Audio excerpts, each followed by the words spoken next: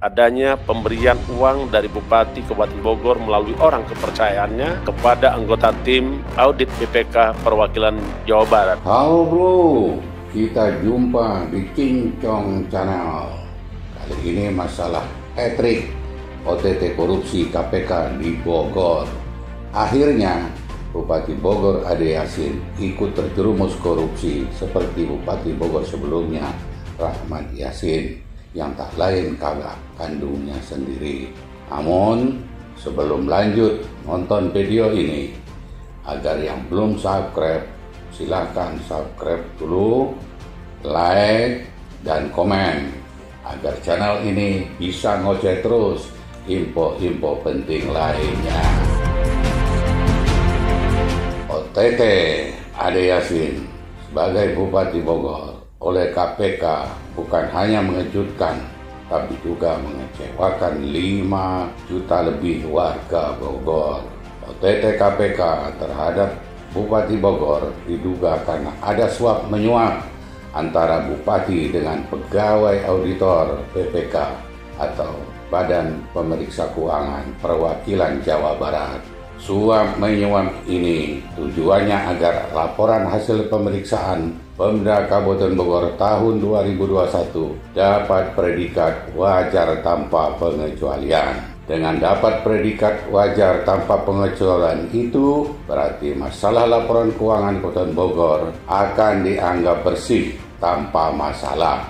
Menurut keterangan KPK, Pemda Kabupaten Bogor berharap hasil pemeriksaan WTP dari BPK sangat penting karena diduga untuk menutup-nutupi ketidakberesan masalah proyek Cibinong A Beautiful City tahun 2021, yaitu proyek penataan kawasan ibu kota Kabupaten Bogor dengan anggaran sebesar 250 miliar rupiah. Wah. Banyak yang menduga-duga berapa uang yang ditilet dari proyek Cibinong A Beautiful City itu sehingga harus menyuap pihak BPK sebagai pemeriksa. Benarkah dari uang proyek sebesar 250 miliar itu ada yang dijadikan bancakan oleh pejabat Kabupaten Bogor termasuk Bupati? Kok mau-maunya bela-belain sampai suap menyuap pemeriksa BPK segala? Entahlah, itu urusan KPK yang membongkarnya.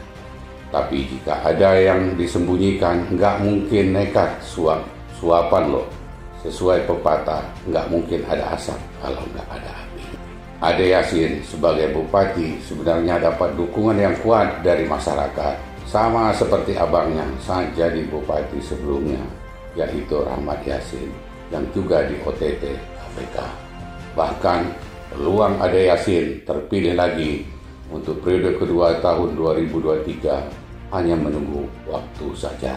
Tapi sayang seribu sayang, dukungan kuat masyarakat tanpa moralitas kekuasaan juga hanya menunggu waktu saja untuk dikandangin oleh KPK seperti koruptor-koruptor lainnya di Indonesia, baik melalui OTT maupun proses hukum biasa.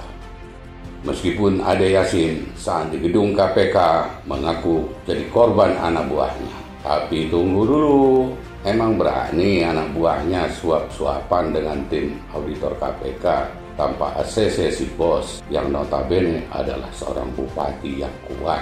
Tapi entahlah, itu urusan mereka lah nanti. Yang jelas, nasi sudah jadi bubur. Malang tak dapat ditolak, untung tak dapat diraih. Yang jelas, Ade Yasin dan anak buahnya sudah ditahan KPK. Rakyat Bogor kecewa.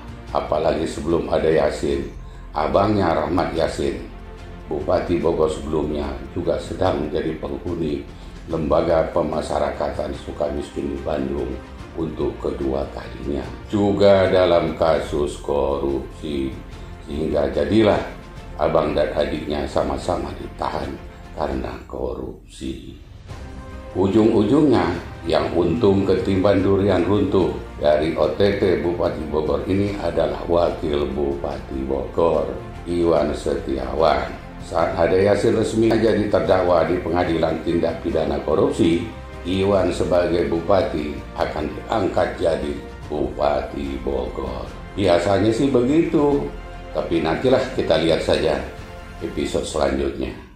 Memang kasus seperti Abang Adit yang jadi koruptor ditangkap KPK tidak hanya di Bogor. Di beberapa daerah juga terjadi seperti itu.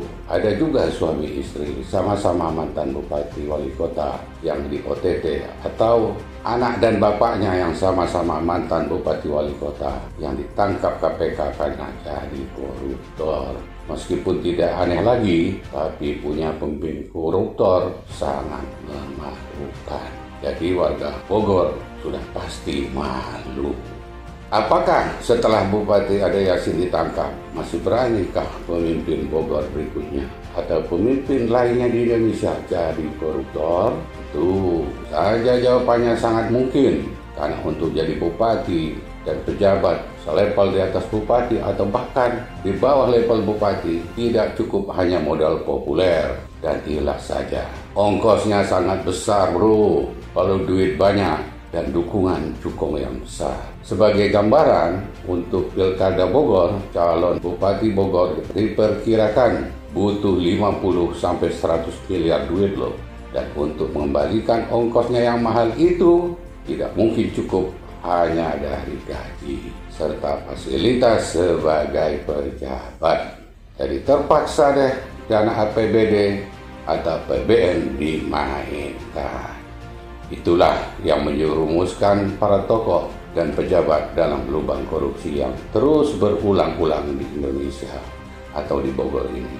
Proyek pembangunan disunat, perizinan dimainkan, kegiatan di-markup, semuanya untuk mengembalikan modal yang besar. Sementara kita sebagai rakyat mau nggak mau akan memilih pemimpin seperti dalam lingkaran setan itu, baik karena hamburan sembako atau karena terpaksa memilih calon pemimpin yang sudah disodorkan partai politik yang didukung cukong-cukong pemilik modal.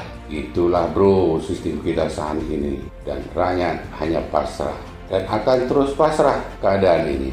Apalagi wakil-wakil kita di legislatif juga diam dengan keadaan ini. Begitulah bro ceritanya. Jika Anda punya masukan atau komen dengan video ini, silakan tulis di kolom komentar. Sampai jumpa di video berikutnya.